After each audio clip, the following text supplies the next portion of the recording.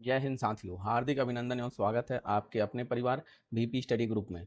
जैसा कि आप सभी अवगत हैं कि एएलपी की, टेक्नीशियन की, आरपीएफ की भर्ती आ चुकी है और निकट भविष्य में एनटीपीसी और ग्रुप डी की भी भर्ती आने ही वाली है। इसके साथ साथ आरआरबी जेई की भी भर्ती सामने ही खड़ी है। तो इन सभी में जो साइंस के जो पोर्शन होता है, साइंस का जो हिस्सा होता है, उसमें जनरल साइंस पूछी जाती है और एक अच्छे लेवल की साइंस पूछी जाती है। तो उसी की श्रेणी में हम आपके लिए यह सीरीज चला रहे हैं, जिसमें आज जो ये 26वां सेट है और इससे पहले हम कुल 25 सेटों का सोल्यूशन कर चुके हैं। 26वां सेट एएलपी बूस्टर डोज जो एएलपी के लिए समर्पित है, लेकिन साइंस है तो वो हर जगह पूछी जाएगी। जहां भी साइंस पूछी जाती है वो वहां ये वीडियो आपके काम आने वाली है। तो आप अपना ध्यान केंद्रित करें और हमारे साथ शुरू करें 26वां सेट। चलिए प्रारंभ करें। पहला प्रश्न कहता है approximate radius of nucleus is, यानी नाभिक का लगभग त्रिज्या कितनी होती है। तो नाभिक की त्रिज्या की बात कर रहा है, नाभिक के रेडियस की बात कर रहा है। तो आइए देखते हैं चित्र में, आप ध्यान से देखिए। ये नाभिक है और नाभिक के अंदर होते हैं क्या, न्यूट्रॉन और प्रोटॉन, और न्यूट्रॉन और प्रोटॉन को ही क्या कहा जाता है, न्यूक्लियंस। ये भी याद रखिए, ये प्रश्न पूछा गया है परीक्षा में। तो यदि हम नाभिक की त्रिज्या की बात करें तो नाभिक की त्रिज्या जो होती है वो 10⁻⁻15 मीटर होती है। मीटर में अगर हम बात करें तो 10⁻⁻15 मीटर होती है। और फर्मी में एक फर्मी या एक फेंटो, एक फर्मी या एक फेंटो। और ये नाभिक है, ये नाभिक। और ये जो आप बाहर की ये रेखा देख रहे हैं, ये पूरा परमाणु है। ये परमाणु का जो त्रिज्या होता है, तो परमाणु की त्रिज्या होती है 10⁻⁻10 मीटर। मीटर में बात करें तो 10⁻⁻10 मीटर। और इसी को हम एक एंगस्ट्रॉम भी कहते हैं। तो कभी कभी एंगस्ट्रॉम के फॉर्म में दे देता है, तो एक एंगस्ट्रॉम हुआ। परमाणु तथा नाभिक की त्रिज्या में जो अंतर होता है वो 10⁻, आप यहीं भी देख लीजिए, 10⁻10 से 10⁻15 घटाएंगे तो आपको मिल जाएगा 10⁻5 मीटर। तो कई बार ये भी प्रश्न पूछा हुआ है कि परमाणु तथा नाभिक की त्रिज्या में कितना अंतर होता है। यहां से यहां तक ये जो हुआ, ये परमाणु की त्रिज्या है। तो परमाणु की त्रिज्या हुई 10⁻10 मीटर या एक एंगस्ट्रॉम, ठीक। और यहां से यहां तक ये जो हुआ, ये नाभिक की त्रिज्या हुई। तो नाभिक की त्रिज्या कितना हमने बताया, 10⁻15 मीटर, या एक फर्मी या एक फेंटो। और इन दोनों के बीच का जो अंतर हुआ, ये अंतर हो गया आपका। तो ये अंतर होता है 10⁻15। तो इस प्रकार आप याद रखें। देखिए, तो प्रश्न में पूछा हुआ था नाभिक का लगभग त्रिज्या कितना होता है। तो नाभिक की त्रिज्या कितनी होती है, तो आपका सही उत्तर हो जाएगा नाभिक की त्रिज्या 10⁻15 मीटर। तो देखिए 10⁻15 मीटर ऑप्शन सी में दिया हुआ है। तो आपका सही उत्तर हो गया ऑप्शन सी। चलिए अगला प्रश्न देखते हैं। कर the binding energy of nucleus is a measure of it. कह रहा है एक नाभिक की बंधन ऊर्जा आकलन करती है इसकी। प्रश्न का कहने का मतलब है कि नाभिक की जो बंधन ऊर्जा है वो किसका आकलन करती है, स्थिरता का, द्रव्यमान का, आवेश का, संवेग का। तो देखिए नाभिक की जो बंधन ऊर्जा होती है कि ऊर्जा की वह मात्रा जो एक नाभिक को उसके अलग अलग अवयवों को तोड़ने के लिए आवश्यक होती है। जैसे समझिए आप, जैसे ये प्रोटॉन और न्यूट्रॉन है, तो नाभिक यही नाभिक है, इसी को हम न्यूक्लियंस कहते हैं। प्रोटॉन और न्यूट्रॉन की संख्या को ही न्यूक्लियंस कहते हैं। तो ऊर्जा की वह मात्रा, मतलब एक ऐसी एनर्जी, कितनी ऊर्जा जो एक नाभिक को उसके अलग अलग अवयवों में, जैसे प्रोटॉन और इनको तोड़ना हुआ, प्रोटॉन को अलग करना हुआ, न्यूट्रॉन को अलग करना हुआ, तो उतनी ऊर्जा जो न्यूट्रॉन और प्रोटॉन को अलग कर सके, तोड़ने के लिए आवश्यक जो ऊर्जा होती है वही क्या कहती है, नाभिक की बंधन ऊर्जा कहलाती है, ठीक है। तो नाभिक की बंधन ऊर्जा का आकलन करती है क्या, तो उसकी स्थिरता का आकलन करती है। जितना ज्यादा बंधन ऊर्जा होगी उतना ज्यादा स्थिर होगा, स्टेबल होगा। और कम बंधन ऊर्जा होगी तो कम स्टेबल होगा। तो ये किसका आकलन करती है, तो उसकी स्थिरता का आकलन करती है। तो आपका ऑप्शन सही हो गया। 3 नंबर प्रश्न देखते हैं। कह रहा है कि दो टर्निंग फोर्क जब एक साथ बजते हैं तो प्रत्येक 0.25 सेकंड में एक बीट उत्पन्न करता है। तो इसकी आवृत्ति का अंतर क्या होगा, ठीक है। तो देखिए प्रश्न में आपको स्पष्ट रूप से टाइम दे दिया है, कितना टाइम दे दिया, 0.25 सेकंड, ठीक। और आपसे आवृत्ति की बात कर रहा है, तो आवृत्ति आपको पता है, एफ इक्वल टू, आवृत्ति पूछ रहा है तो एफ इक्वल टू क्या होता है, 1/t। आप शुरू से ही पढ़ते आ रहे हैं कि फ्रीक्वेंसी इक्वल टू 1/t होता है। तो 1/t equal to 1 upon time 0.25 दिया हुआ है, ठीक। ये दशमलव हटाएंगे तो ऊपर 2 जीरो बढ़ा लेंगे, तो ये हो गया आपका 100/25। और इसको काट देंगे तो ये हो जाएगा आपका 4 हर्ट्ज। यही आएगी आपकी फ्रीक्वेंसी। देखिए 4 हर्ट्ज। सवाल को थोड़ा सा दूसरे लैंग्वेज में कह के आपसे फ्रीक्वेंसी ही पूछ रहा था। तो ये हो गया ऑप्शन आपका ए सही।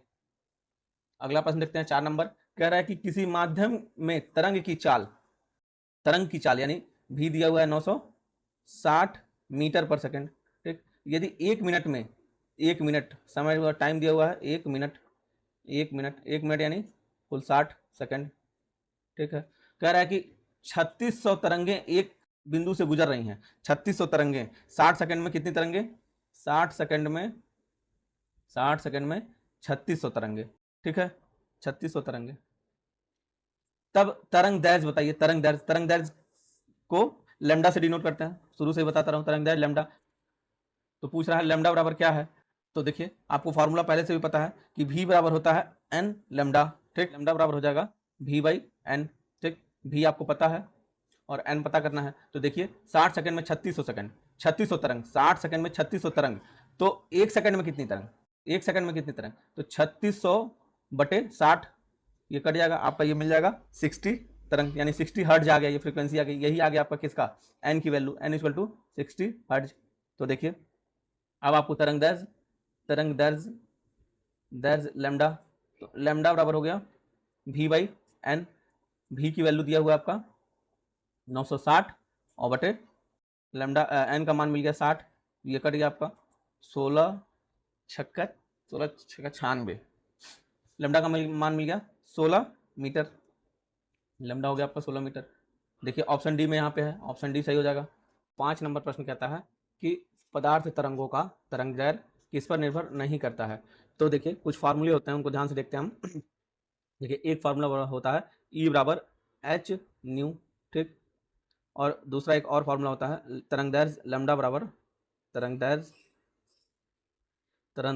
लैम्डा बराबर एच अपॉन एम इंटू भी, ठीक, और एक भी बराबर एन लैम्डा भी होता है, और एक फार्मूला होता है लैम्डा बराबर एच अपॉन पी लिख सकते हैं, क्योंकि पी बराबर एम इंटू भी होता है संवेग, तो संवेग, ये पी यहाँ संवेग है, संवेग बराबर मास इंटू वेलोसिटी भी होता है, तो पी बराबर, तो लैम्डा बराबर एच अपॉन पी भी लिख सकते हैं। तो अब आप जरा ध्यान से देखिए प्रश्न के हिसाब से कि पदार्थ तरंगों का तरंग दैर्घ्य किस पर निर्भर नहीं करता है, तो किस पर निर्भर नहीं करता है, तो पी पर तो निर्भर करता है, क्योंकि देखिए अगर संवेग बढ़ेगा तो लैम्डा का मान, ये लैम्डा है तो संवेग बढ़ेगा तो लैम्डा का मान घटेगा, ठीक, तो पी पर निर्भर करता है, यानी संवेग पर निर्भर करता है, तो संवेग हो गया बाहर।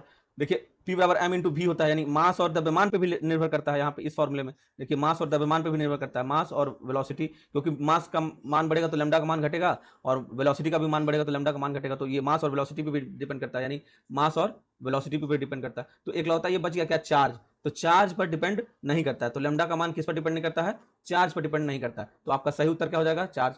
तो अब यह स्पष्ट हो गया कि पदार्थ तरंगों का तरंग दैर्घ्य किस पर निर्भर नहीं करता है, तो द्रव्यमान पर निर्भर करता है, संवेग पर निर्भर करता है, वेग पर निर्भर करता है, बस चार्ज पर निर्भर नहीं करता। तो आपका सही उत्तर क्या हो जाएगा यहाँ पे, चार्ज। 6 नंबर प्रश्न देखते हैं, myopia is cured by used, यानी निकट दृष्टि दोष के निवारण हेतु किसका उपयोग किया जाता है। देखिए मायोपिया कोई हम लोग निकट दृष्टि दोष कहते हैं, मायोपिया कहिए या निकट दृष्टि दोष कहिए, ठीक है, निकट दृष्टि दोष यानी इसे मायोपिया भी कहते हैं, देखिए इसे मायोपिया भी कहते हैं, और निकट दृष्टि दोष में दूर की वस्तु दिखाई नहीं देती है, आप इस याद रखिए, निकट दृष्टि दोष में दूर की वस्तु नहीं दिखाई देती है, और दूर दृष्टि दोष में निकट की वस्तु दिखाई नहीं देती है, एकदम उल्टा होता है, निकट दृष्टि दोष में दूर की वस्तु दिखाई नहीं देती है, नेत्र लेंस की मोटाई बढ़ने के कारण फोकस दूरी घट जाती है, इसलिए यह दोष होता है। देखिए आप ध्यान से इस फिगर में देखिए, हमारे हमारे रेटिना पर प्रतिबिंब बनना चाहिए, परंतु इस दोष में क्या होता है कि प्रतिबिंब जो होता है रेटिना से पहले ही बन जाता है, यहाँ पे बन जाता है, ये फोकस यहाँ पे बन जाता है, तो ये क्या हो जाता है, एक तरह का दोष हो जाता है। तो देखिए इसका नाम भी हम लोग इसीलिए निकट दृष्टि दोष रखते हैं, देखिए ध्यान से, निकट दृष्टि दोष इसीलिए रखा गया क्योंकि ये लेंस के करीब बन रहा है, लेंस के, ये लेंस है आपका, लेंस के ये करीब बन रहा है, ये लेंस के करीब बन रहा है, चूंकि यहाँ बनना इसको कहाँ चाहिए, रेटिना पर। एक बार यहाँ से मैं फिगर पे और स्पष्ट कर रहा हूँ, देखिए देखिए इसको बनना चाहिए यहाँ पे, ठीक है, लेकिन ये बन रहा है यहाँ पे, तो यहाँ पे ये लेंस है, तो ये लेंस के करीब बन रहा है, इसीलिए हम इसका नाम रख देते हैं निकट दृष्टि दोष, ठीक, जबकि इसको, इसका प्रतिबिंब बनना कहाँ चाहिए था, यहाँ पे रेटिना पर बनना चाहिए था। लेकिन जब हम अवतल लेंस या अपसारी लेंस का यूज कर लेते हैं, यानी ये अवतल लेंस का मतलब धसा अवतल, उसका तल अंदर की तरफ हो, अवतल, तो अंदर की तरफ जिसका तल होता है उसे अवतल लेंस कहते हैं। तो अवतल लेंस का जब हम प्रयोग करते हैं तो अवतल लेंस की खासियत होती है कि जो प्रकाश की किरणें आती हैं उनको ये बिखेर देता है, यानी बाहर की तरफ फैलाता है। तो हम ये क्या करते हैं कि इन रेखाओं को अगर हम दूर बढ़ा लें, जैसे ये यहाँ से ये मुड़ जाती हैं इधर की तरफ, यहाँ से ये आके थोड़ा इधर की तरफ मुड़ जाती हैं, तो जब यहाँ से फिर इस स्थिति में अवतल लेंस इसको क्या करती हैं, इसके रेटिना पर फिर से प्रतिबिंब को बना देती हैं, तो तब हमको स्पष्ट दिखने लगता है। तो देखिए निकट दृष्टि दोष को ही हम मायोपिया कहते हैं। निकट दृष्टि के दोष का मतलब होता है कि हमको निकट दृष्टि दोष में हमको दूर की वस्तु नहीं दिखती है, और जो प्रतिबिंब बनता है वो हमारे लेंस के करीब बनता है। तो इसके निवारण के लिए हम लोग अवतल लेंस का प्रयोग करते हैं, इसे ही अपसारी लेंस कहते हैं। तो देखिए आपके प्रश्न में अवतल लेंस यानी कॉनकेव लेंस इंग्लिश में, तो आपके ऑप्शन सी में दिया हुआ है कॉनकेव लेंस, अवतल लेंस, ठीक है। तो आपका सही उत्तर हो जाएगा अवतल लेंस।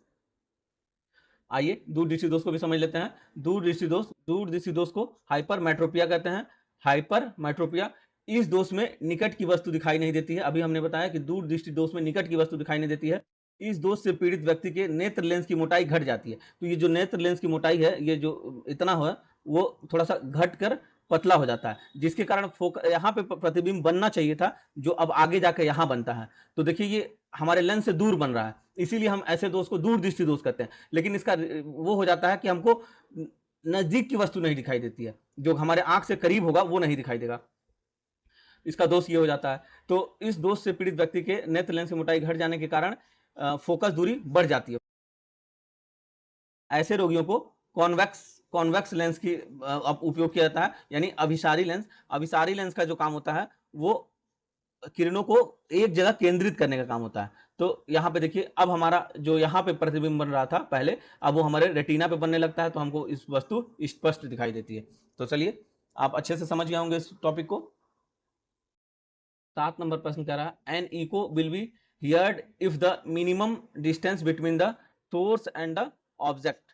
ठीक, कह रहा है कि एक प्रतिध्वनि सुनी जाएगी यदि स्रोत और अवरोधक के बीच की दूरी, कहना इसका मतलब कहने का, देखिए मान लीजिए मैं हूं, यहां से मैं बोल रहा हूं, ठीक, और ये मेरा ये स्रोत हो गया, बोलने वाला स्रोता स्रोत, और ये अवरोधक हो गया, ये कोई पहाड़ है या कोई पटल है जहां से मैं बोल रहा हूं तो मेरी ध्वनि जा रही है। तो कह रहा है कि प्रतिध्वनि कब सुनाई देगी, जब इनके बीच की दूरी कितनी होगी तो हमको प्रतिध्वनि सुनाई देगी, मतलब बार बार ध्वनि का सुनाई देगा। तो देखिए इस टॉपिक को हम अच्छे से समझ लेते हैं, ध्वनि का परावर्तन और प्रतिध्वनि क्या कहलाता है। आइए देखते हैं। देखिए, ध्वनि का परावर्तन, जब ध्वनि किसी सतह से टकराकर वापस उसी माध्यम में लौट जाती है तो यह घटना ध्वनि का परावर्तन कहलाती है। देखिए एक पॉइंट, अगर दो ध्वनियों को स्पष्ट सुनना हो तो उन दोनों ध्वनियों के बीच का अंतर जो होता है 1/10, 1/10 सेकेंड या 0.1 सेकेंड होना चाहिए। कान में ध्वनि का 1/10 तक रहना ही श्रुति निबंध कहलाता है। कहने का अर्थ यह है कि दो ध्वनियों को स्पष्ट सुनना हो तो उन दोनों ध्वनियों के जो बीच का अंतर होना चाहिए वो 1/10 सेकेंड होना चाहिए या 0.1 सेकेंड होना चाहिए। कान में ध्वनि का 1/10 सेकेंड रहना ही श्रुति निबंध कहलाता है। एक बार परीक्षा में पूछा गया कि श्रुति निबंध, ध्वनि के संबंध में श्रुति निबंध क्या होता है, तो कान में 1/10 सेकेंड, मतलब मेरे कान के अंदर ध्वनि 1/10 सेकेंड रहती है, तो इसको हम कहते हैं श्रुति निबंध। अब देखिए अगला पॉइंट कह रहा है प्रतिध्वनि, इको। इको किसी सतह से टकराकर ध्वनि का बार बार सुनाई देना प्रतिध्वनि कहलाता है। मतलब वही बात कि मान लीजिए हमने यहाँ से बोला कोई बात, यहाँ ये सतह से गई और टकरा के मेरे पास फिर सुनाई दी, फिर यहाँ से टकराई इधर आई फिर हमको सुनाई दी। तो जैसे आप पहाड़ वहाड़ पे या फिर कहीं ऐसे स्थान पे खड़े रहते हैं जहाँ पे ध्वनि गूंज होती है, यानी ध्वनि का बार बार सुनाई देना, किसी सतह से टकराकर बार बार सुनाई देना ही प्रतिध्वनि कहलाता है। तो ऐसी स्थिति कब उत्पन्न होगी, तो ऐसी स्थिति तब उत्पन्न होती है जब ध्वनि स्रोत और परावर्तक सतह के बीच न्यूनतम दूरी कम से कम 17 मीटर होना चाहिए। 17 मीटर से कम होगा तो ये हमको नहीं सुनाई देगा, 17 मीटर से ज्यादा हो सकता है, लेकिन न्यूनतम ध्वनि कम से कम 17 मीटर तो होनी ही चाहिए। तो 17 मीटर होनी चाहिए, तभी हमको क्या सुनाई देगा, प्रतिध्वनि सुनाई देगा। तो देखिए प्रश्न में भी यही पूछ रहा था कि एक प्रतिध्वनि सुनी जाएगी यदि स्रोत और अवरोधक के बीच की दूरी कितनी होगी, तो 17 मीटर होगी। तो 17 मीटर, देखिए ऑप्शन बी यहाँ आपका सही उत्तर हो जाएगा। 8 नंबर प्रश्न देखते हैं, एक 20 जूल गतिज ऊर्जा 10 ग्राम के द्रव्यमान वाले पिंड का वेग क्या होगा। तो देखिए द्रव्यमान कितना दे रहा है, द्रव्यमान दिया आपका 100 ग्राम, 100 ग्राम दे रहा है। तो अब ग्राम को केजी में बदलना पड़ेगा, तो केजी में बदलने के लिए 100 गुणे 10⁻³ कर दे, -3 कर देंगे तो ये केजी में हो जाएगा। ठीक, और गतिज ऊर्जा दे रहा है, गतिज ऊर्जा यानी काइनेटिक एनर्जी दिया हुआ है प्रश्न में 20 जूल। ठीक है, और आपसे वेलोसिटी पूछ रहा है, भी का मान पूछ रहा है। तो आपको पता है कि काइनेटिक एनर्जी इक्वल टू होता है, काइनेटिक एनर्जी होता है ½ mv²। ठीक, यहाँ से भी पूछ रहा है, तो देखिए भी निकाल लेते हैं हम, ये इसको हम इधर ले आएंगे तो ये mv² equal to 2 into kinetic energy हो जाएगा, और v स्क्वायर इक्वल टू इसको निकालेंगे तो 2 काइनेटिक एनर्जी अपॉन m हो जाएगा, v इक्वल टू हो जाएगा √2 काइनेटिक एनर्जी अपॉन m। अब यहाँ से हम सब मान रख लेते हैं, सब मालूम ही है हमको, तो अंडर रूट में हो गया आपका 2 into kinetic energy 20 kinetic energy का मान दिया हुआ है 20 जूल। ठीक, और बटे द्रव्यमान, मास दिया हुआ है 100 गुणे 10⁻³ अब इसको हम सॉल्व करते हैं तो v इक्वल टू हो गया आपका, देखिए ये 0 से 0 कट गया, ऊपर हो गया आपका 4 और अपॉन रूट में बटे 10 गुणे 10 पर -3। अब 10 पे -3 को ऊपर ले जाते हैं तो ये हो गया आपका 4 गुणे 10 पर 3 बटा 10।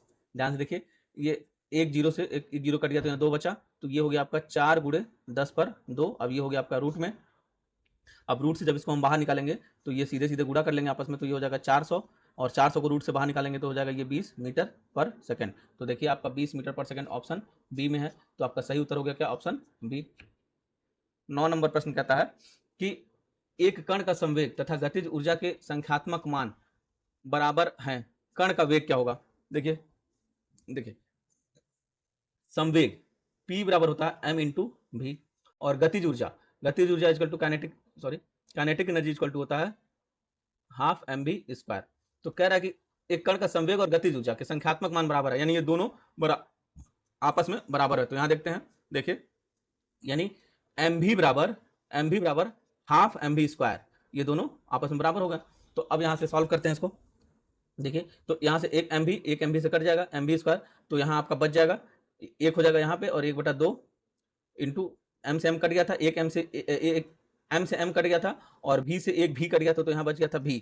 तो अब यहाँ v बराबर क्या हो जाएगा, इसको इधर ले जाएंगे तो v बराबर 2 मीटर पर सेकंड। तो कह रहा था आपका, तो कण का वेग क्या हो जाएगा 2 मीटर पर सेकंड। देखिए ऐसे भी प्रश्न पूछे जाएंगे।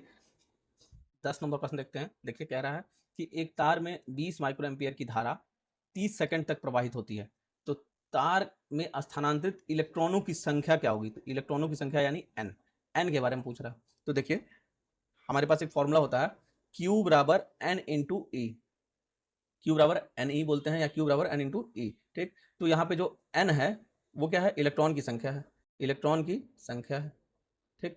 और ये ई जो होता है वो इलेक्ट्रॉन पर चार्ज, कितना चार्ज, एक इलेक्ट्रॉन पर कितना चार्ज। तो एक इलेक्ट्रॉन पर जितना चार्ज होगा उसको अगर इलेक्ट्रॉनों की संख्या से हम गुणा कर देंगे तो हमारे पास क्या आ जाएगा, आवेश आ जाएगा, टोटल आवेश पता चल जाएगा, ठीक है। तो एक फॉर्मूला ये है। एक फॉर्मूला और होता है Q बराबर आई इंटू टी, यानी जब टाइम और करंट दिया हो तब हमको चार्ज निकालने के लिए एक फॉर्मूला होता है।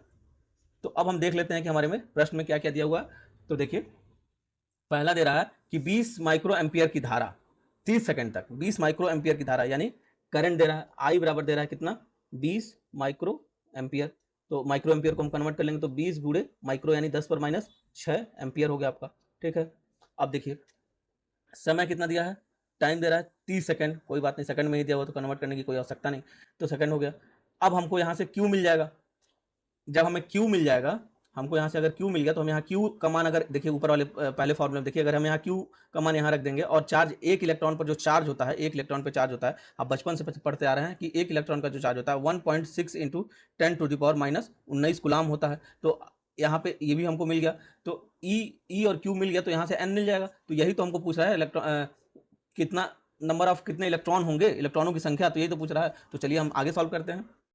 तो Q बराबर आई इंटू टी, आई का मान दिया हुआ है कितना 20 गुणे 10 पर -6 गुणे समय दिया हुआ है 30 सेकंड। इसको सॉल्व करते हैं तो 3 दूना 6 और 2 जीरो 600, 600 गुणे 10 पर -6, आपके पास यहाँ Q मिल गया, ठीक। अब देखिए अब यहाँ से n ज्ञात करना है, तो n बराबर, इस फॉर्मूले से n बराबर हो जाएगा Q अपॉन ई, और Q का मान हमको दिया है 600 गुणे 10⁻⁻6, और E का मान हमको पता है 1.6 इंटू 10⁻⁻19 गुलाम होता है, ठीक है। ये एक दशमलव हटा देंगे तो एक ऊपर जीरो बढ़ा लेंगे, तो ये हो गया आपका 6000 बटे 16 गुणे 10 पर -19, और ऊपर हो गया आपका 10⁻⁻6, और जब ये 10⁻⁻19 को ऊपर ले जाएंगे तो 10⁻⁻6 से घट जाएगा, तो ये हो जाएगा आपका 6000 बटे 16 गुणे 10⁻13, और 16 को 6000 को 16 से अगर काटते हैं तो हमको मिल जाता है 375। तो 375 गुणे 10⁻13, ये क्या हो गया, इलेक्ट्रॉनों की संख्या, यही मिली हमको कितना, इलेक्ट्रॉनों की संख्या। तो देखिए प्रश्न ऑप्शन ए में दिया हुआ है 375 गुणे 13, 10⁻13, 375 गुणे 10⁻13, तो यही आपका सही उत्तर हो गया। 11 नंबर प्रश्न देखते हैं, कह रहा है कि पोस्ट ऑफिस बॉक्स में प्रतिरोध किसके बने होते हैं। देखिए अब पोस्ट ऑफिस तो देखिए सबसे पहले तो पोस्ट ऑफिस बॉक्स क्या होता है उसको समझ लेते हैं, उसके बाद आगे हम देखेंगे। आइए देखते हैं। पोस्ट ऑफिस बॉक्स का नाम इसके आकार के कारण रखा गया। इसे विद्युत के बलों और टेलीग्राफ के तारों के प्रतिरोध ज्ञात करने के लिए डिजाइन किया गया था। यह मीटर ब्रिज के सिद्धांत पर कार्य करता है। याद रखिए प्रश्न में पूछा जाएगा कि पोस्ट ऑफिस बॉक्स किस सिद्धांत पर कार्य करता है, तो post office box metre bridge के सिद्धांत पर कार्य करता है, जो व्हीट स्टोन ब्रिज सिद्धांत पर काम करता है। यानी एक तरह से कहें तो व्हीट स्टोन ब्रिज और मीटर ब्रिज के सिद्धांत पर पोस्ट ऑफिस बॉक्स काम करता है।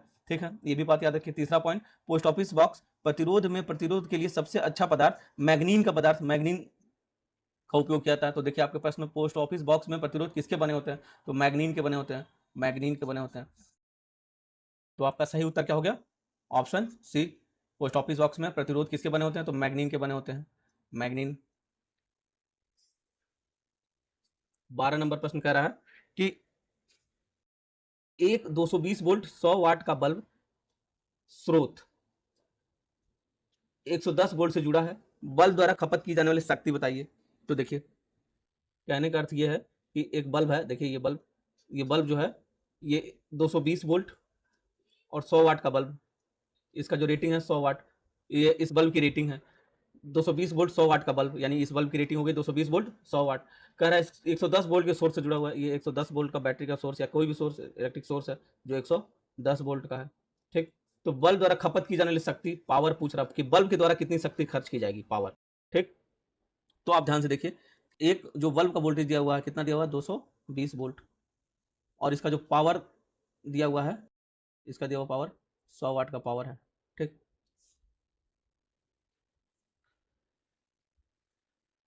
तो इस बल्ब की अगर हम बात करें तो इस बल्ब की हम बात करें तो बल्ब का प्रतिरोध कितना हो जाएगा, अगर यहाँ से हम रेजिस्टेंस इसका निकाल लें तो इसका रेजिस्टेंस हो जाएगा, तो देखिए P बराबर होता है V स्क्वायर बाई आर, और इसी को अगर हम कन्वर्ट करके आर के फॉर्मेट में लिखें तो आर इक्वल टू हो गया V स्क्वायर बाई पी।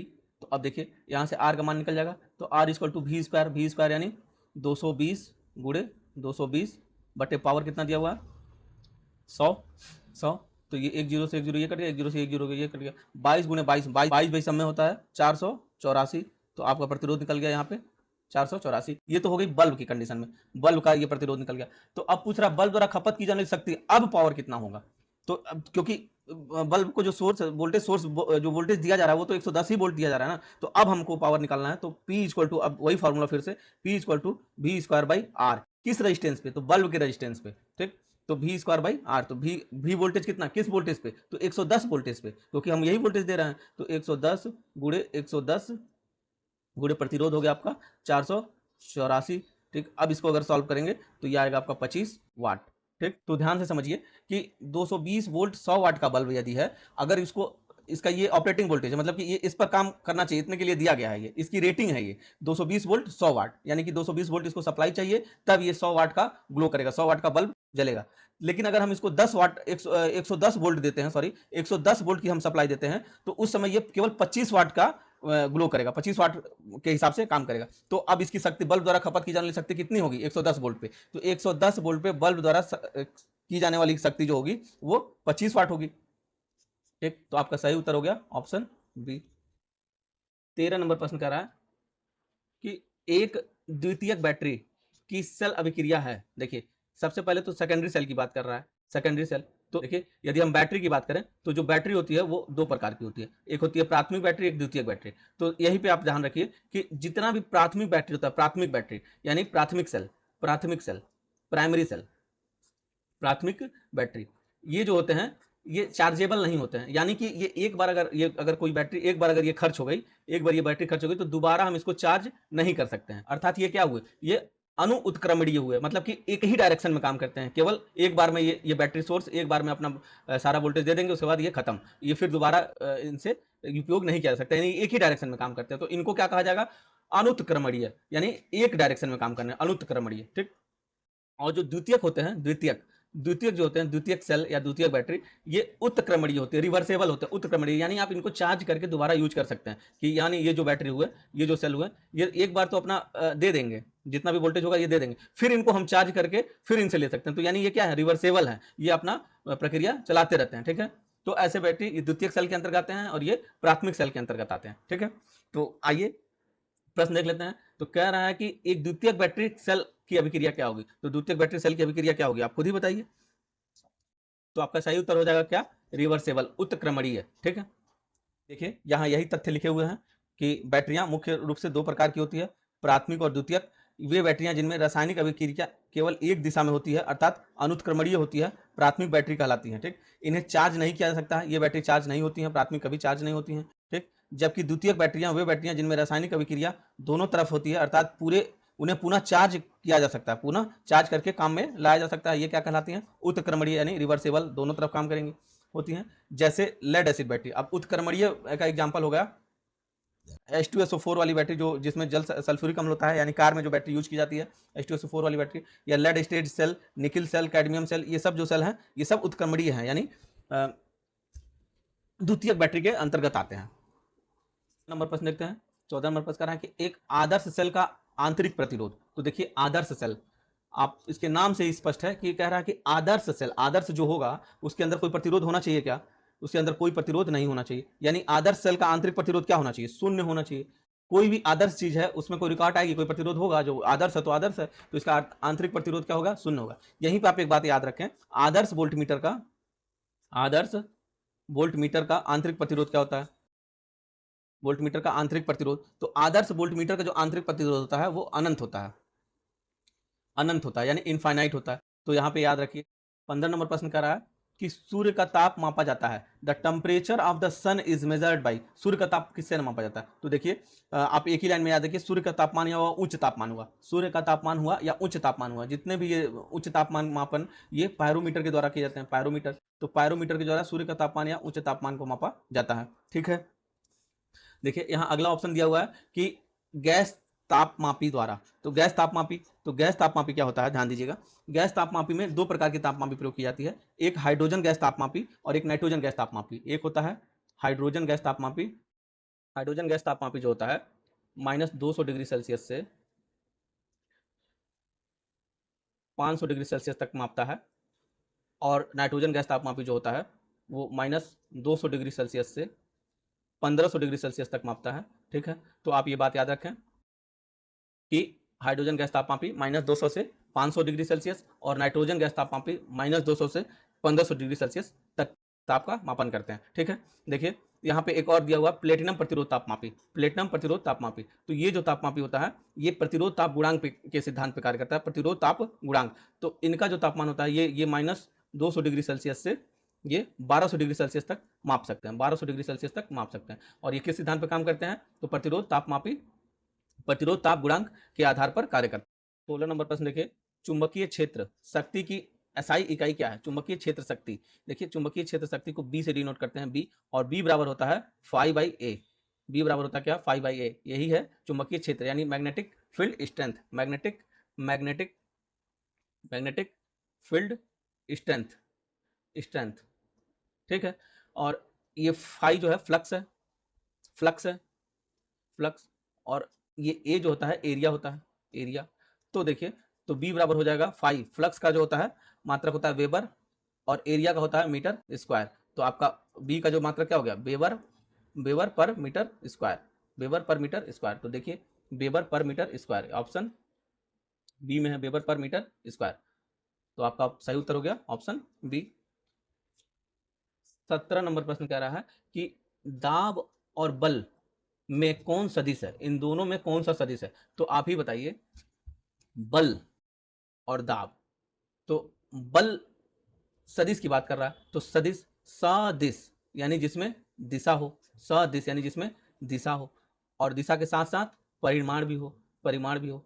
तो दिशा और परिमाप जिसमें होता है वो सदिश कहलाते हैं। तो देखिए बल में, बल, बल आप कभी भी किसी न किसी डायरेक्शन में लगाएंगे। जैसे मान लीजिए कि ये दीवार है, तो ये दीवार पे बल आप इस डायरेक्शन में लगा रहे हैं, या नीचे की तरफ बल लगा रहे हैं, या बाएं की तरफ बल लगा रहे हैं, या दक्षिण की तरफ, पूर्व की तरफ। तो बल हमेशा किसी न किसी दिशा में लगता है, और जब बल लगेगा तो कोई ना कोई न्यूटन, 5 न्यूटन का बल या 7 न्यूटन का बल या 11 न्यूटन का बल, कुछ ना कुछ एक परिमाप होगा, कुछ की माप होगी। तो इसमें दिशा भी हो गई और परिमाप भी हो गया। तो बल आपका क्या हो गया, बल क्या हो गया, सदिश राशि हो गई, बल क्या होगा, सदिश राशि।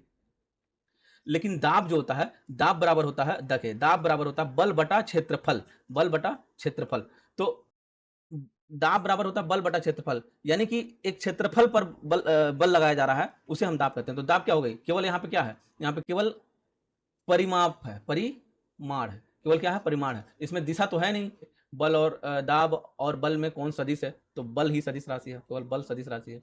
ठीक है, तो आपका सही उत्तर हो गया ऑप्शन बी। 18 नंबर प्रश्न कह रहा है कि 1 केजी द्रव्यमान के एक पिंड का 2 सेकंड में 20 मीटर पर सेकंड से 30 मीटर पर सेकंड में बदलने तक के लिए बल, कितने बल की आवश्यकता होती है। तो देखिए फॉर्मूला होता है F बराबर m इंटू ए, और ए यहाँ पे क्या है, त्वरण, त्वरण, और m क्या है, द्रव्यमान। अब देखिए त्वरण कहता है कि वेग परिवर्तन की दर को त्वरण कहते हैं, वेग परिवर्तन की, वेग परिवर्तन की, वेग परिवर्तन की दर को त्वरण कहते हैं। तो वेग परिवर्तन की दर यानी v2 माइनस वेग हो गया v2 माइनस v1 अपॉन वेग परिवर्तन की दर यानी समय, तो इसी को क्या कहेंगे, हम त्वरण कहेंगे। ठीक, तो वेग परिवर्तन की दर को त्वरण कहते हैं। तो अब देखिए प्रश्न में कह रहा है कि 1 किलोग्राम द्रव्यमान के एक पिंड का 2 सेकंड में, 2 सेकंड समय लग रहा है, 2 सेकंड, और उसमें वेग में परिवर्तन कितना हो रहा है, 20 से वो 30 हो जा रहा है, 20 मीटर पर सेकंड से उसकी वेग बदलकर 30 मीटर पर सेकंड में बदलने के लिए कितना बल। अब टोटल बल क्या लगेगा, तो आप देखिए फार्मूला भी मिल गया। तो एफ बराबर द्रव्यमान कितना हो गया 1 किलोग्राम, एक, और वेग में परिवर्तन v2 माइनस v1 यानी 30 माइनस वेग में परिवर्तन यानी अंतिम वेग माइनस प्रारंभिक वेग, 20 माइनस 30 बटे समय कितना दिया हुआ, 2 सेकंड। ठीक, तो अब इसको हम सॉल्व कर लेते हैं। देखिए 30 में से 20 गया 10 बटा 2, एफ एफ बराबर ये हो गया 10 बटा 2 यानी 5 न्यूटन। तो टोटल कितना बल लगा, तो टोटल बल लगा 5 न्यूटन। आपका सही आंसर हो गया ऑप्शन बी। 19 नंबर प्रश्न देखते हैं, कह रहा है कि 1 kg weight is equal to, यानी 1 किलोग्राम भार बराबर होता है। तो देखिए भार यानी वेट, WEIGHT वेट, तो वेट और द्रव्यमान, एक होता है द्रव्यमान, एक होता है द्रव्यमान, तो देखिए इन दोनों में अंतर होता है।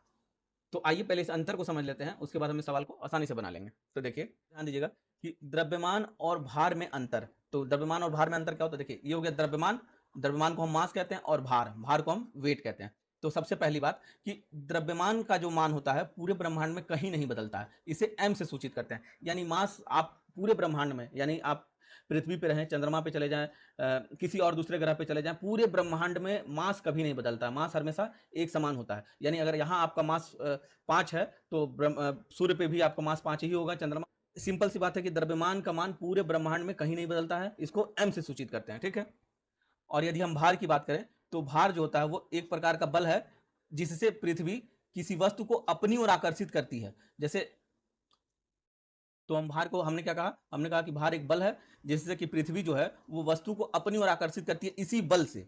भार क्या है, एक प्रकार का बल है, और ये बल जो है पृथ्वी अपनी ओर आकर्षित करती है इसी बल से। इसका मान अलग अलग जगह पर अलग अलग होता है। जैसे अगर आप पृथ्वी पे हैं तो कुछ और होगा, चंद्रमा पे चले जाएं तो कुछ और होगा, क्या कहते हैं, बृहस्पति ग्रह पे चले जाएं तो वहां पे कुछ भार अलग हो जाएगा। तो ये बदलता कैसे है, तो पर्टिकुलर उस स्थान के जी के ऊपर मान डिपेंड करता है। भार का मान उस स्थान के में जो जी का मान होगा, यानी जो ग्रेविटेशनल फोर्स होगा, उसी के ऊपर डिपेंड करता है किसका मान, भार का मान। ठीक है, तो देखिए आप ध्यान से यहाँ पे, भार एक सदिश राशि है, इसका एसआई मात्रक न्यूटन होता है। तो W बराबर होता है m इंटू जी, डब्ल्यू यानी भार बराबर m इंटू जी यानी मास। तो मास में अगर हम ग्रेविटी का गुणा कर दे, यानी मान लीजिए कि यहाँ पृथ्वी की ग्रेविटी तो 9.8 है, ठीक, इसी प्रकार चंद्रमा की कुछ और ग्रेविटी होगी, क्या कहते हैं, दूसरे ग्रह पे चले जाएंगे तो वहां की कुछ और ग्रेविटी होगी। तो मास में यदि हम ग्रेविटी का गुणा कर देते हैं तो हमको वहां का भार मिल जाता है। ठीक है, तो आप इससे क्या पता चल गया कि यदि ग्रेविटी ग्रेविटी का मान बदलता है, यदि मान लीजिए कि यहाँ ग्रेविटी कुछ और है तो डब्ल्यू का मान भी बदलेगा, यानी भार का भी मान बदलेगा। तो अब द्रव्यमान में दूसरा पॉइंट देख लेते हैं कि द्रव्यमान को भौतिक यानी साधारण तुला से मापा जा सकता है। द्रव्यमान आप नॉर्मली साधारण तुला से माप सकते हैं, लेकिन अगर भार को मापना हो तो हमेशा इसके लिए कमानीदार तुला का उपयोग किया जाता है। एक नोट है, इसे भी आप याद रखें, चंद्रमा पर गुरुत्वाकर्षण का मान पृथ्वी पर गुरुत्वाकर्षण के मान का 1/6वां भाग होता है, यानी 1/6वां भाग होता है कितना, किसका, पृथ्वी पर के गुरुत्वाकर्षण का। आइए अब प्रश्न देखते हैं, कह रहा है कि 1 किलोग्राम भार होता है, तो 1 किलोग्राम भार होता है मतलब, तो हमसे पूछ रहा है भार, तो W बराबर अभी हमने बताया कि जी पर डिपेंड करता है, मास, मास गुणे जी, तो जितना मास होगा तो इसका मास दे रहा है कितना, 1 किलोग्राम, तो 1 किलोग्राम, तो 1 किलोग्राम मास हो गया, जी का मान होता है 9.8, जी का मान होता है क्या 9.8, तो इसका वेट कितना हो जाएगा, यानी भार कितना हो जाएगा, तो इसका भार हो जाएगा 9.8। यदि मास कुछ और रहता तो भार बदल जाता। ठीक, तो आपका सही सही उत्तर हो गया ऑप्शन ए। देखिए 20 नंबर प्रश्न देखते हैं। कह रहा है कि सूची 1 और सूची 2 को मिलाइए और नीचे दिए गए कोड के अनुसार सही उत्तर का चयन कीजिए। तो अभी हमने थोड़ी देर पहले ही पढ़ा कि वेग में परिवर्तन की दर को त्वरण कहते हैं। तो वेग में परिवर्तन की दर को त्वरण कहते हैं, एक्सेलरेशन, त्वरण। ठीक है, फिर कार्य करने की दर को शक्ति कहते हैं, तो कार्य करने की दर को शक्ति कहते हैं। ठीक है, ये ऑप्शन बी ये हो गया। ठीक, कह रहा है कि कोणीय संवेग, कोणीय यानी एंगुलर, तो कोणीय संवेग की दर कोणीय संवेग परिवर्तन की दर, तो कोणीय संवेग परिवर्तन की दर को हम बल आघूर्ण करते हैं, कोणीय आघूर्ण यानी बल आघूर्ण। तो ये हो गया आपका ऑप्शन। और एक बच गया क्या, rate of change of linear momentum, linear momentum यानी रेखीय संवेग की परिवर्तन की दर को बल कहते हैं। ठीक, तो आपको मिल गया सारा ऑप्शन, ए का 4, बी का 3, सी का 2 और डी का 1। देखिए ये ऑप्शन कहाँ पे है, 4 3 2 1, 4 3 2 1, यही यहीं पे है, 4 3 2 1, ऑप्शन 1। ऑप्शन 1 आपका सही उत्तर हो गया। चलिए इसी प्रश्न के साथ आज इस वीडियो में हम इतना ही रखते हैं। मुझे पूर्णतः विश्वास है कि आप अपनी पढ़ाई बहुत अच्छे से कर रहे होंगे। नियमित प्रैक्टिस करते रहिए, अभ्यास ही आपको सफल बनाएगी। जितना भी पढ़ चुके हैं उनको नियमित रूप से आप दोहराते रहिए। ठीक है, और अच्छे से रहिए, पढ़ते रहिए, अपना ख्याल रखिए, अपने परिवार का ख्याल रखिए। धन्यवाद। जय हिंद, जय भारत।